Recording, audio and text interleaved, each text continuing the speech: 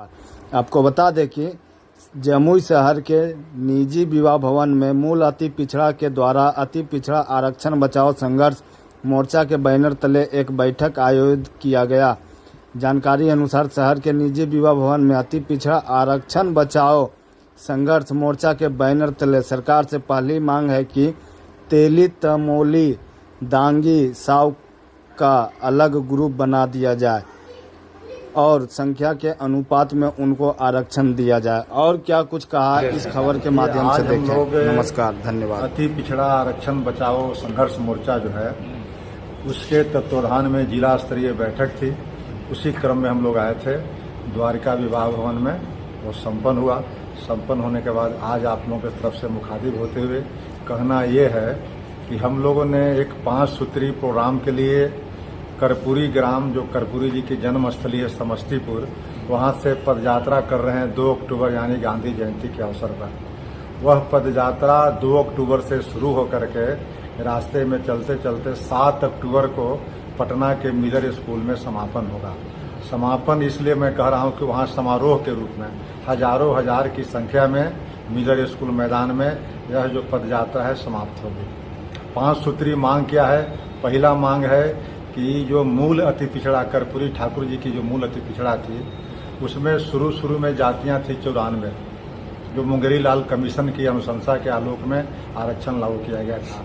बाद के कालखंडों में कई सरकारों ने अपने अपने हिसाब से कई जातियों को इसमें जोड़ा और जोड़ते जोड़ते आज इसकी संख्या हो गई है 113 जातियाँ।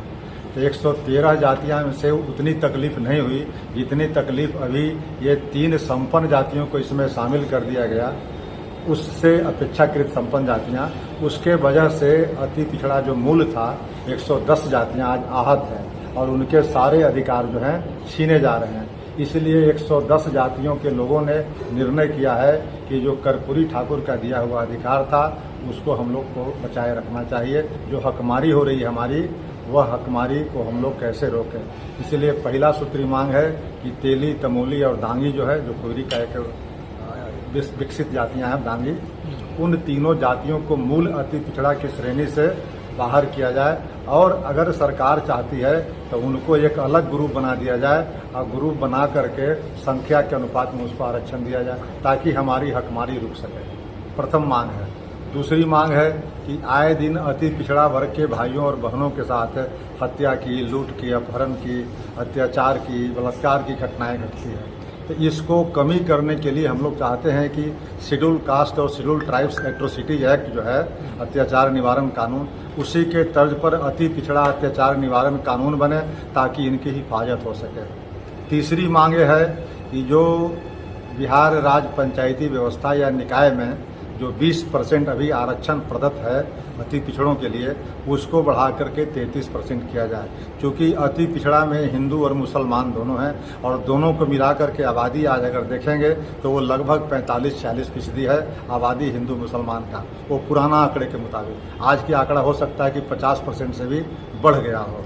तो यह तीसरी मांग है कि 20% से पंचायती राज में आरक्षण बढ़ा के 33% किया जाए। और चौथी जो मांग है कि अभी रोहिणी कमीशन जो दिल्ली में बनी थी, मंडल कमीशन के लागू होने के 31-32 साल हो गए, उसके उपरांत भारत की नरेंद्र मोदी की सरकार ने 2017 अक्टूबर में एक आयोग बनाया था जिसका नाम था रोहिणी आयोग। वह मंडल कमीशन से उपजे जो ये था विसंगतियां थी उसको दूर करने के लिए, कैटेगराइजेशन के लिए, वह 6 महीने के लिए आयोग बनी थी। 6 महीने में आयोग को रिपोर्ट देना था, लेकिन बार बार 6 महीना का विस्तार देते देते 14 बार विस्तार हुआ।